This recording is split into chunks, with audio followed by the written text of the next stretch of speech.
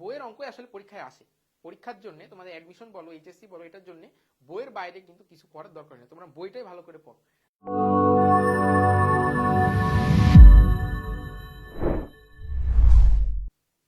কি অবস্থা সবার? ই মাস্টারে তোমাদেরকে স্বাগতম। ঠিক আছে, আজকে আমরা বোর্ডে গুচ্ছ ইঞ্জিনিয়ারিং এ 2023-24 সেশনে আসা খুব সুন্দর একটা বৃত্তের প্রবলেম নিয়েছি। এটা তোমাদের বইয়েরই অঙ্ক। ঠিক আছে, যারা বইটা একটু ভালো করে প্র্যাকটিস করো তাদের কিন্তু এটা জানার কথা, যেটা বইয়েরই অঙ্ক এবং বইয়ের অঙ্ক আসলে পরীক্ষায় আসে। পরীক্ষার জন্য তোমাদের অ্যাডমিশন বলো, এইচএসসি বলো, এটার জন্য বইয়ের বাইরে কিন্তু কিছু পড়ার দরকার নেই, তোমরা বইটাই ভালো করে পড়ো। তাহলে চলো অঙ্কটা কি বলছে দেখি।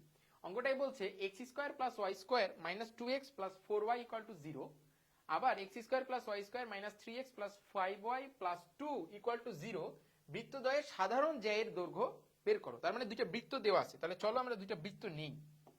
আমরা এখানে দুইটা বৃত্ত নেই। এই যে ধরো একটা আমাদের বৃত্ত,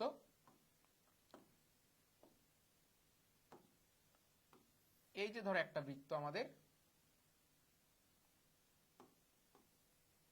আর এটা হচ্ছে আমাদের আরেকটা বৃত্ত।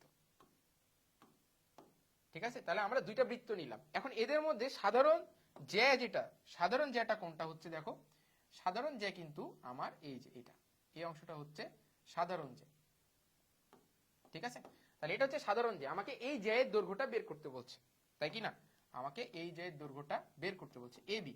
তাহলে চলো এই সাধারণ জ্যাকে কিন্তু আমরা কি বলতে পারি, সাধারণ জ্যাকে আমরা বলতে পারি মৌলিক অক্ষ। তাহলে চলো আগে সাধারণ জ্যায়ের সমীকরণটা বের করি।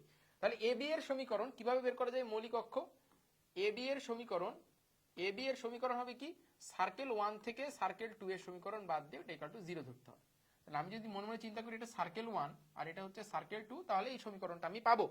তাহলে দেখো সার্কেল 1 কি দেওয়া আছে, সার্কেল 1 দেওয়া আছে হচ্ছে x square plus y square minus 2x plus 4y minus x square minus y square plus 3x minus 5y minus 2 equal to 0। ঠিক আছে, তাহলে দেখো এখন অনেক কিছু কেটে যাবে, যেমন এই plus x square minus x square plus y square minus y square. ঠিক আছে, তারপরে দেখো এই 2x থেকে 3x যদি বাদ দিয়ে দাও তুমি, 3x থেকে 2x যদি বাদ দাও তাহলে আমার এখানে থাকে শুধু x। আবার এখানে যদি 5y থেকে 4y বাদ দাও, 4y থেকে 5y বাদ দাও, তাহলে শুধু y মাইনাস 2 ইকুয়াল টু 0। তাহলে আমি এবি এর সমীকরণ পেয়ে গেছি। এখন আমার বের করতে হবে এটা দৈর্ঘ্য। তাহলে দেখো তোমরা 9-10 একটা সূত্র পড়েছিলা, একটা 9-10 একটা উপপাদ্য পড়েছিলা। কি উপপাদ্যটা এরকম ছিল যে এটা যদি একটা বৃত্ত হয় আর এটা যদি সেই বৃত্তের একটা জ্যা হয় এবং এটা যদি কেন্দ্র হয়, তাহলে কেন্দ্র থেকে বৃত্তের উপর জ্যা যদি আঁকা যায় তাহলে কি করে, এটা এই জিনিসটাকে সমদ্বিখণ্ডিত করে এ বি সি, তাই না? তার মানে আমি বলতে পারি কি যে এসি ইকুয়াল টু এবি, এটা তুমি জানো। তার মানে বৃত্তের কেন্দ্র থেকে জ্যায়ের উপর লম্ব বৃত্তের জ্যাকে কি করে, সমান দুই ভাগে ভাগ করে। তাহলে ওই থিওরিটাই আমরা এখানে ব্যবহার করব। ঠিক আছে, তাহলে ওই থিওরিটাই আমরা এখানে ব্যবহার করব।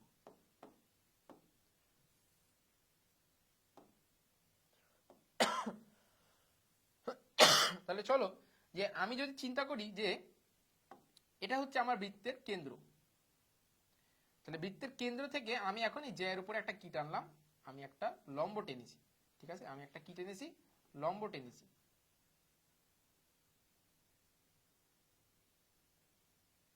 ঠিক আছে, তাহলে ধরো এই যে লম্ব টানলাম, তুমি এখন বলো তো এই লম্বটা আমার একে সি বিন্দুতে ছেদ করেছে, তাহলে আমি বলতে পারি এসি ইকুয়াল টু এবি।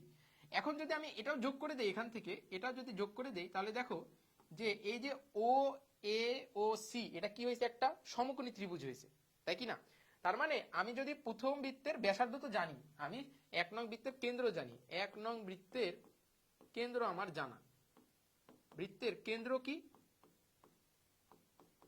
কেন্দ্র দেখো এখান থেকে কিন্তু তুমি কেন্দ্র দেখতে পাচ্ছ কত, 1 মাইনাস 2। আর ব্যাসার্ধও কিন্তু জানা তোমার,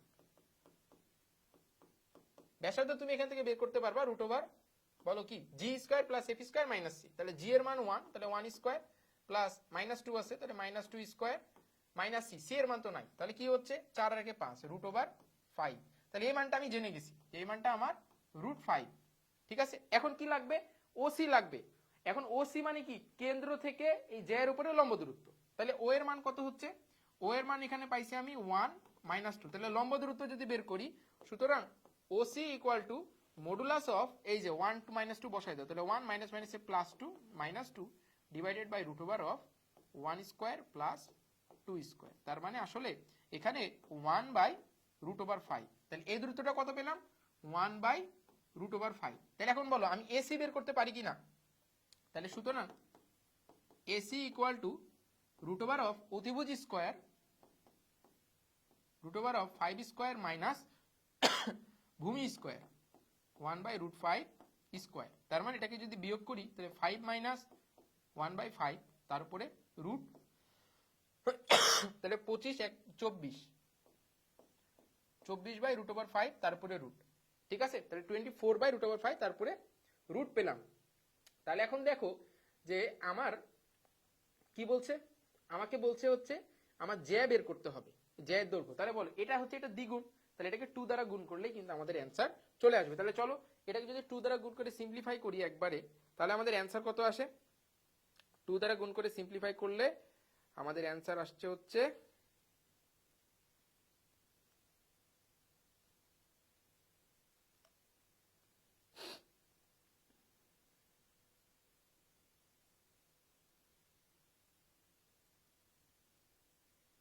আচ্ছা এখানে কোথায়, আচ্ছা এই যে এখানে 5 না 4 হবে, সরি এখানে ক্যালকুলেশন একটু ভুল হয়েছে।